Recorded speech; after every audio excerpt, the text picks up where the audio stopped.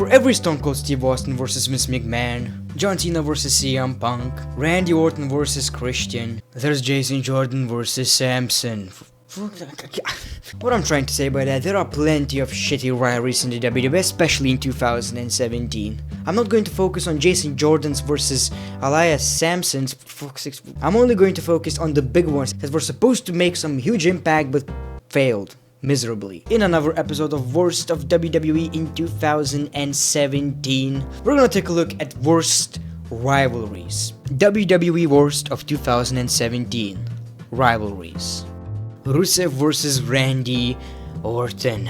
Randy Orton doesn't have any storyline in the WWE after losing to Jinder Mahal. Guess who doesn't have a storyline as well? Rusev. Let's put these two together for no reason and, well, nobody cares. The rivalry was very forgettable and they fought for very silly reasons. Eventually we got a match at SummerSlam and we were like, we don't care. No, nobody does. Nobody. Okay. At least we're gonna have a good match. We did not. Match ended in a few seconds with an RKO. And then on SmackDown the unthinkable happened. Rusev took a cheap victory against Randy Orton and kinda proved that there's Rusev Day. The only good moment I can think of was when Aiden English was singing It's Rusev Day and got RKO'd. That was nice. Now the rivalry obviously was very terrible because they didn't had anything to fight for. They're not these type of superstars that between them there would be some interest in wrestling. And you can clearly see that Randy Orton never gave a crap. He would go into arena like sleepy. He didn't give a single F about what he's about to do with Rusev. And you just sees when Randy Orton is having fun, he's having fun. When he's not going to make this rivalry good anyway.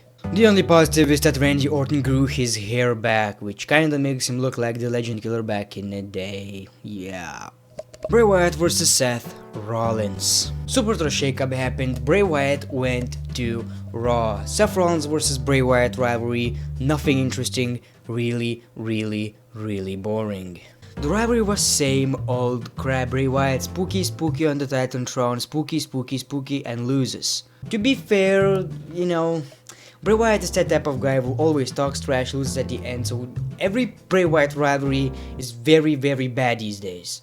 To be fair, Bray Wyatt won at Great Balls of Fire, you know, the name has testicles in the title, what do you expect? But even with a win against Seth Rollins, it didn't help, because in a couple of weeks he continued losing against everyone else. The rivalry was very bad, nobody cared. It was one of these situations where you put random superstars together just to have a rivalry because hey, you have nothing to do with them. Same old Bray Wyatt rivalry, and thankfully it just ended. It was really bad. They squared off in a fatal 4-way at Extreme Rules where Samoa Joe just won the match. They put two big stars in Bray Wyatt and Seth Rollins, but they couldn't do an interesting rivalry. Seth Rollins is a babyface, and Bray Wyatt is that type of dude who always has the same type of rivalry, and there was no exception, not single exception that would feel different. After Randy Orton rivalry, which was fine when you think about Wyatt, you go to this, and it's completely just destroyed. The Miz vs Dean Ambrose. To be fair, the rivalry started very entertainingly, and it was very entertaining at the beginning. The Miz said that why don't you ask Dean Ambrose yourself, you're the one sleeping with it, and he was slapped by Renee Young. And that was the beauty of SmackDown Live back in the day in 2017-16. The beginning of 17. There were so many shots fired during SmackDown Live shows, and it felt natural, it felt unscripted. Of course, Dean Ambrose just wins the Intercontinental Championship, and after that, nothing really happened.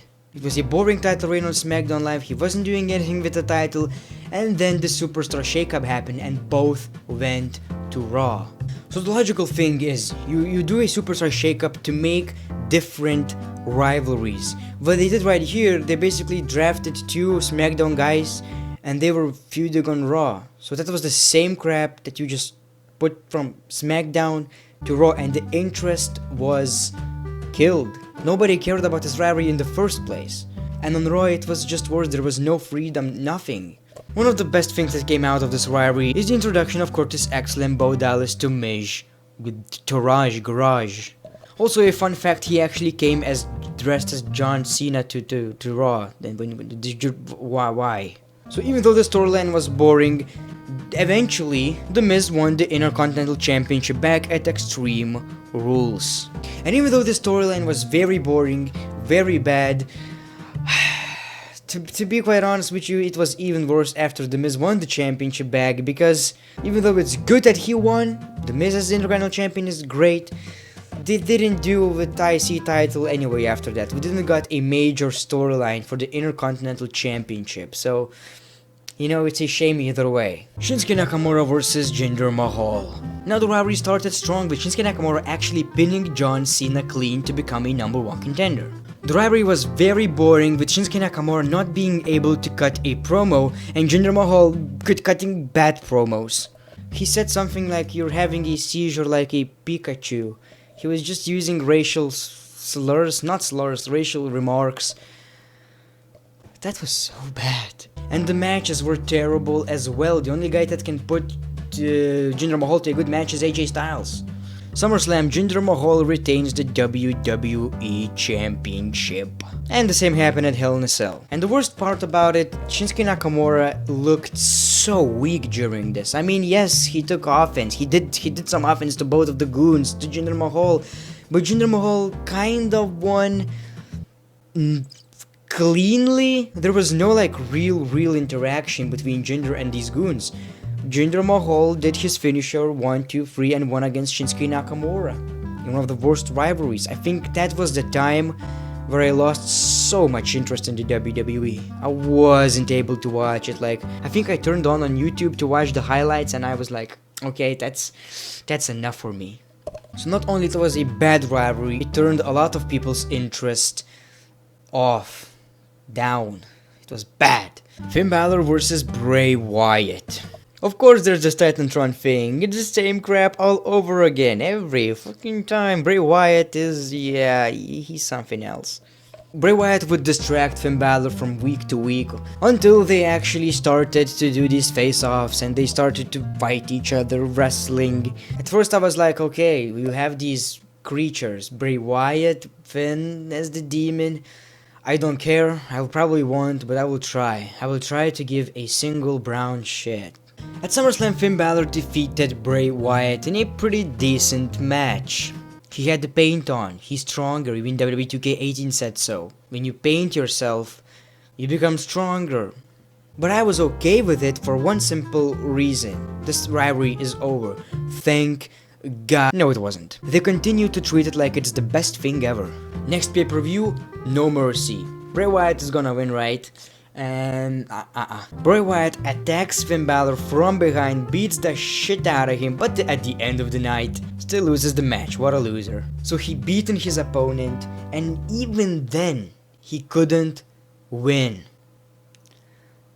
Why are we supposed to care about Bray Wyatt anymore? I don't give a shit about him anymore. And the story right here was, the man is stronger than the demon, because he wasn't wearing the paint. That's not the worst part about this rivalry. It's already bad, it's terrible. That's the worst rivalry of the past fucking 3 years.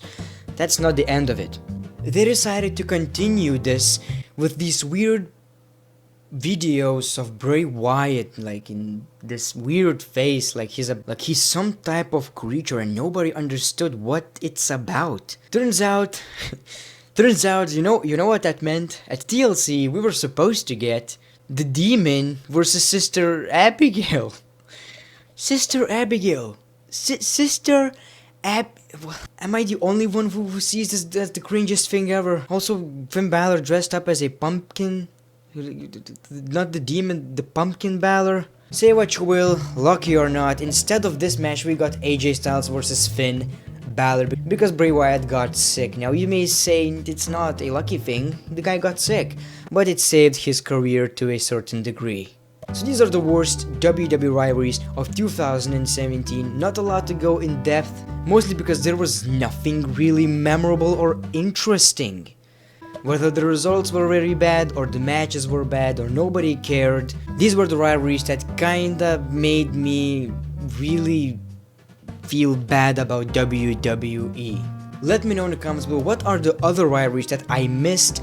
I would put Jason Jordan versus Samson in the first place. I cannot stand Jason Jordan. Guy is a charisma vacuum. He just sucks it. He swallows all of the charisma. Fighting over lettuce. Fighting, but I didn't put that in the list because it's not a big rivalry. It was a filler for every damn Monday Night Raw and even pay-per-views. Throwing lettuce on your pay-per-view.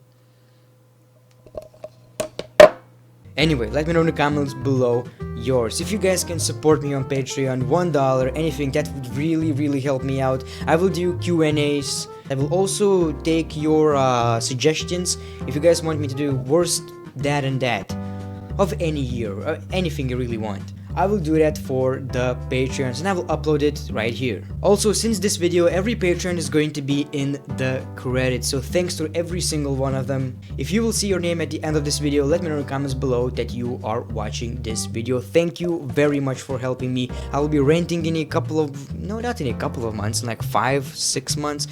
Pretty much during summer, and the rent is pretty expensive, you guys know that, so it would really help me out. I'm working really hard lately, but I see the payoff because you guys seem to enjoy the video, so thank you, and follow me on Twitter, that helps, Instagram also, The Great One, peace, love and hugs. These rivalries were really bad.